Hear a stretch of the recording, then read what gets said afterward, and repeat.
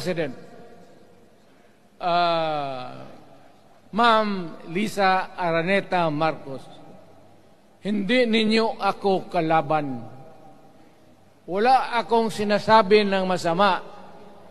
Hindi lang ako makakampanya noon. Alam mo, iniiwasan ko ito. Itong panahon na ito talaga ang iniwasan ko kasi mapipilitan ako ngayon magsalita laban ng mga tao sa gobyerno.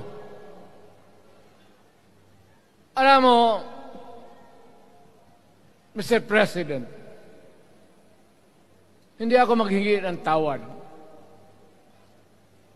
Kagawan mo yan eh.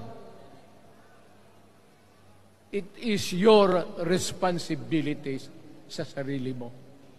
What you do in this world binds you. Iyo yan.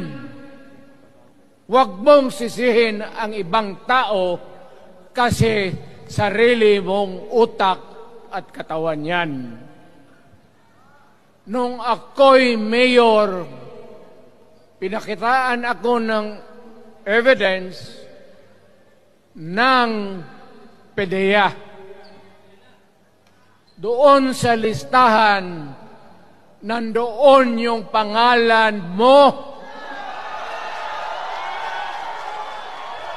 Ayaw kong sabihin yan kasi magkaibigan tayo. Kung hindi magkaibigan, magkakilala. Ikaw pumapasok kayo ng alanganin.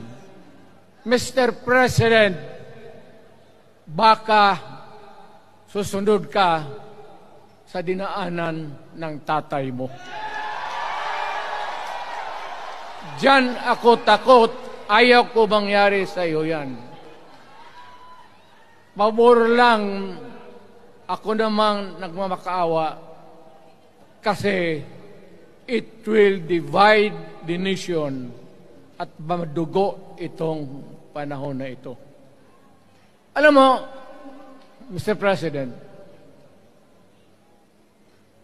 sabihin ko maya sa tao kung ano ka.